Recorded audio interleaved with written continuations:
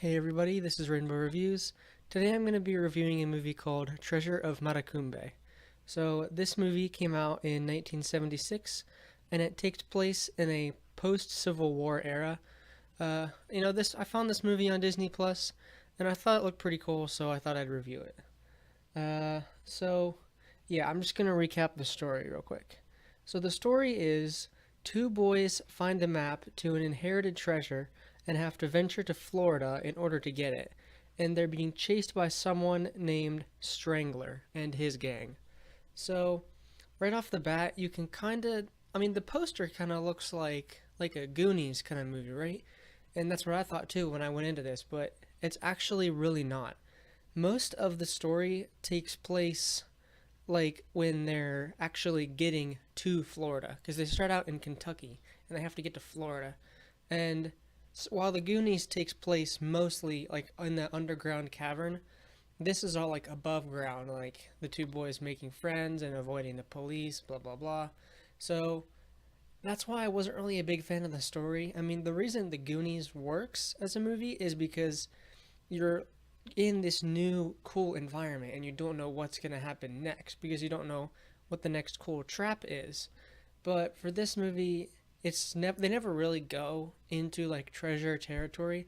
I mean, they kind of do, but I'll get to that. So, yeah, the story it could be stronger. They focused on kind of the weakest part. Think of it this way. So most of the movie story is trying to get from Kentucky to Florida. See, in like a movie, if this movie was made today, that would be like the montage part. But no, in this movie it takes like 2 hours and it's kind of boring. It's not very interesting. So yeah, story it's pretty weak. The visuals, I mean, this movie isn't like a sci-fi and it's not animated, so it doesn't have like that interesting visuals. I mean, it's live action. It's shot in the country. So the visuals are fine, I guess. I mean, it's just nature stuff. So that's kind of a moot point. The characters. I can go a little more in depth on this point. The characters are pretty good. I mean, you know, you don't really get too attached to any of them. So I guess they're not that good. I can remember a couple of their names. One of the boys' name is Dave, and he goes by Davy. Uh, and then there was like an Uncle John or Uncle Jim, something like that. And then there was a Mr. Snotgrass or something like that. That's literally his name. And he was probably the best character, actually. He has like a funny voice. He's like what do you call them? Like a market man, like a seller. I don't know, one of those people. So the characters, I mean, they're all right. We got a pretty diverse cast of characters here. Two boys, a woman, a guy, like the selling guy, and then there's like a just a regular old uncle. And I think they meet up with like a Native American later in the movie when they get close to Florida. So yeah, the characters are all right. You can tell there's not a lot to work with this movie, and that's really its problem. It's got like decent elements for the movie it's trying to be, but it's not really different in any other way. I mean, if you looked at one frame of this movie, you could confuse it with 30 other post Civil War slash treasure hunting movies because it kind of all just melts together. There's nothing really that special about it except two scenes, which I will describe now. These two scenes are very out of place for this movie.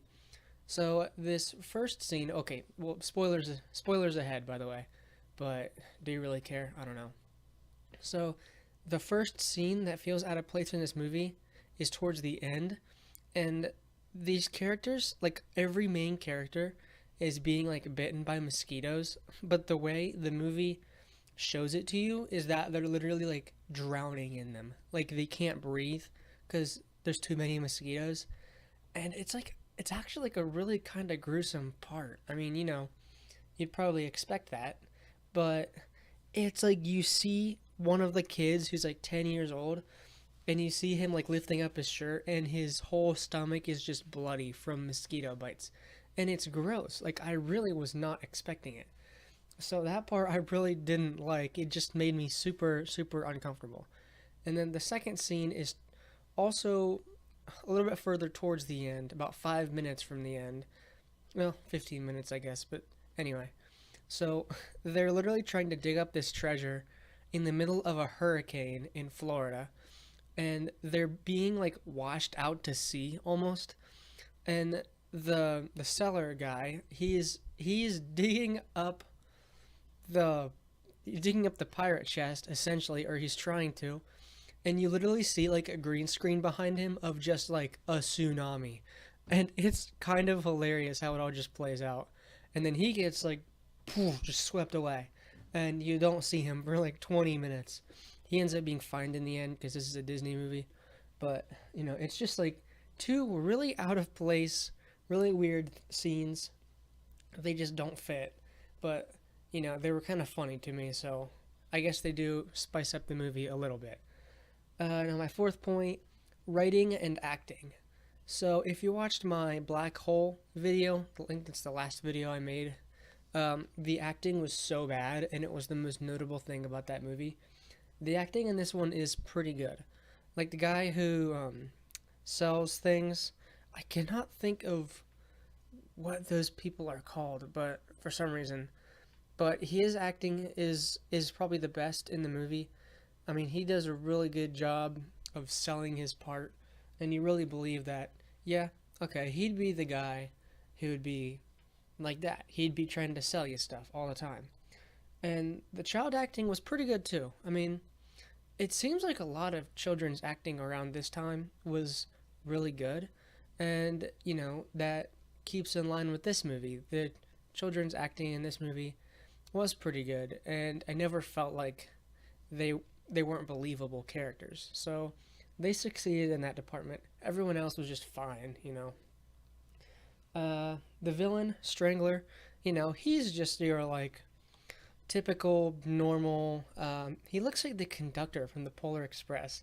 I don't know why. I couldn't get that out of my head when I was watching the movie. That should just give you a sense of who this character is and exactly what his motives are, and whatever. So yeah, writing and acting pretty solid.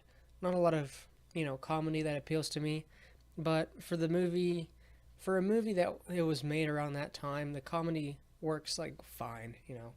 Middle of the road. Number five, originality. At least this movie is original. At least I can say that.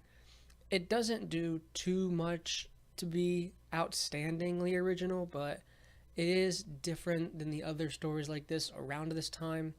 It's Goonies set in post Civil War era, but there's not a lot of treasure hunting. There's just a lot of meeting people and outsmarting the villains, and you know. So if you want more action, you'll probably want to watch the Goonies more than this movie, because this movie there's action, but it's not really super interesting.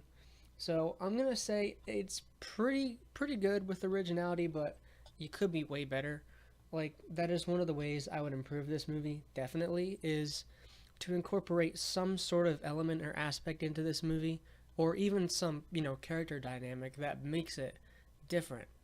And that's kind of what I expected out of it because it's a Disney movie, but it didn't really connect with me like like other Disney movies do. So that's how I'd fix it. Make it a little more original. Fix the story. Have it be more interesting, really. Uh, so yeah, I think that's all I have to say about this movie. As far as a rating, I give it a. I gave Aladdin 2 a 5. The Black Hole 4. This gets like a 6, because with Aladdin 2, it's you could tell like it's not up to snuff. With this one, you can tell there's at least some like competence behind it. They knew what they wanted going into it, but they could have just executed it a little bit better. So yeah, I'll give it a 6 out of 10, just a little above average, but not really. As far as tier list goes, I'm gonna give this a C. It's pretty bland. It's about as bland as you can get with this kind of movie, but ultimately, not bad, nothing harmful. I was able to sit through the whole thing in one sitting without pausing, so there you go. So yeah, that is the treasure of Matecumbe. I think I'm saying that right, but we'll see. So yeah, those are my thoughts on that, and let me know in the comments what if you've seen this movie or what you'd like me to review next. Thanks for watching.